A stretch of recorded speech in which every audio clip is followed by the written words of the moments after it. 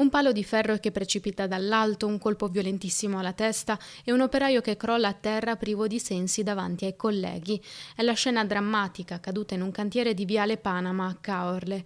A rimanere gravemente ferito un lavoratore di 53 anni di origine albanese domiciliato proprio a Caorle, impegnato nelle operazioni di allestimento del cantiere.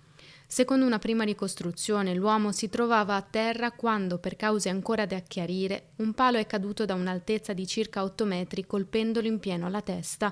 Immediato l'allarme lanciato dai colleghi. Sul posto è arrivata un'ambulanza del SUEMA 118, ma viste le condizioni critiche dell'operaio e il grave trauma cranico riportato, i sanitari hanno richiesto anche l'intervento dell'elisoccorso. Dopo essere stato stabilizzato e intubato, il cinquantenne è stato trasferito d'urgenza all'ospedale All'Angelo di Mestre, dove ora si trova ricoverato in rianimazione. La prognosi resta riservata. Sul luogo dell'incidente sono intervenuti anche i tecnici dello Spisal e le forze dell'ordine che stanno effettuando tutti gli accertamenti per chiarire l'esatta dinamica dell'accaduto e verificare il rispetto delle norme di sicurezza nel cantiere. Unanime da parte dei sindacati la condanna dell'accaduto. La sicurezza sul lavoro non può essere solo uno slogan, ma deve tradursi in fatti concreti, dice Dario De Rossi della segreteria della CISL di Venezia. Arriva invece dalla UIL la richiesta di intervento della Regione. Siamo davvero stufi di condannare tutti i giorni infortuni sul lavoro e morti sul lavoro.